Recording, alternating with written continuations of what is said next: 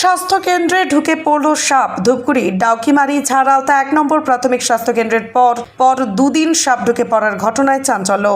চলতি সপ্তাহে বুধবার একটি ডারার সাপ ঢুকে পড়ার ঘটনা ঘটে স্বাস্থ্য কেন্দ্রে। পরে সেটিকে ধূপগুড়ির এনিমেল লাভার্সের সদস্যরা উদ্ধার করে। তার ঠিক 3 দিনের মাথায় আজ ফের সাপ ঢুকলো স্বাস্থ্য কেন্দ্রে।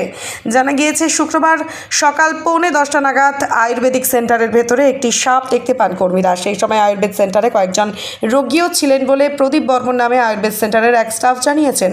পরে ঘটনার বিষয়ে পিপিএস এর সদস্যদের খবর দেওয়া হলে তারা পৌঁছে সাপটিকে উদ্ধার করে নিরাপদ আশ্রয়ে ছেড়ে দেয়। জানা গিয়েছে উদ্ধার হওয়া সাপটি বেত আচরা সাপ।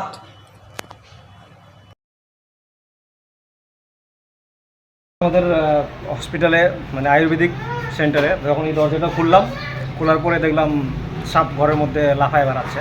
আর সাপটাকে তো আমি ঠিকঠাক চিনিও না, কি সাপ, বিষাক্ত কি বিষাক্ত না। ওই সময় 2-1 ছিল রোগী, আতঙ্ক সেরকম ছড়ায়নি, মানে 2-1 রোগী ছিল আর আমি ছিলাম, বেশি লোক ছিল না, তো অতটা আতঙ্ক ছড়ায়নি। হ্যাঁ, সাপটা এখন তো উদ্ধার করলেন। হ্যাঁ, গত বর্ষর দিনে তো সাপ বেরিয়েছিল এদিকে, ওটাও তো উদ্ধার করা হয়েছে। এই সাপটার নামটা তো আমি জানি না, ঠিক চিনিও না। সাপটা লম্বা 2 ফিটের মতো হবে। আমার নাম প্রদীপ বর্মন, স্টাফ আয়ুর্বেদিক জিটি। এখানে বেরিয়েছিল 9:45 নাগাদ।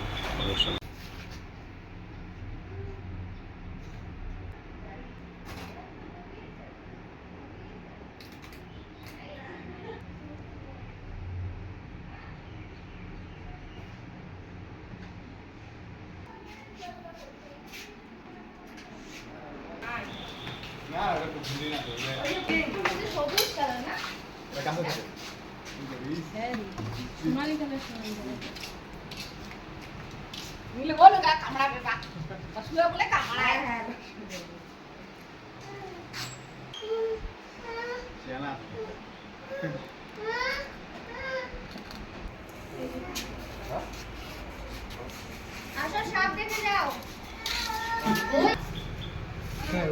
ফোন করুন।